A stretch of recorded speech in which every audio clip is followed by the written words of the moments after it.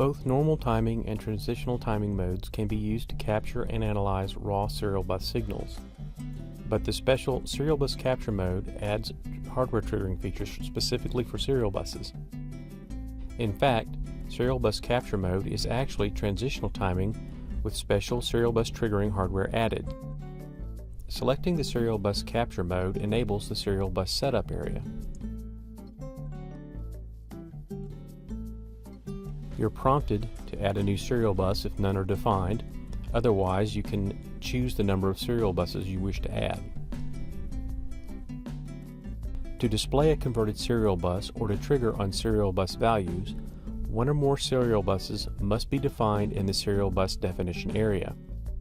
Up to 16 independent serial buses can be defined. However, you can only trigger on one of these buses at a time.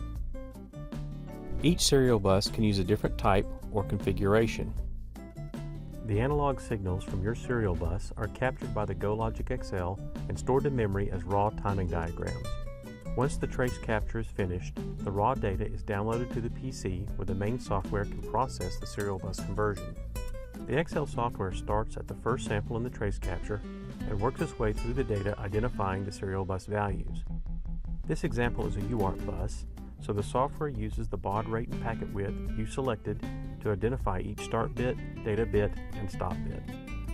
Once the raw serial signals have been analyzed, the software creates special trace data that represents the converted serial bus values. So the serial bus values are easily time aligned with the raw signals just like any other trace data. When a serial bus is displayed in the waveform window, the special converted serial data is shown on the main parent line, while the raw signals are displayed on the expanded child lines.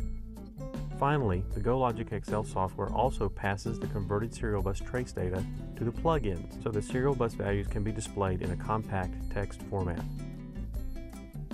This also means the GoLogicXL can capture up to 16 dissimilar serial buses at the same time and display their converted values time-aligned in the waveform window. The software converts the serial data to parallel form when a project is opened, the Reconvert button is clicked, or new data is captured. The selection of the trigger bus is discussed later in the Triggering tab selection. The next video discusses in more detail the specific serial bus types that are supported.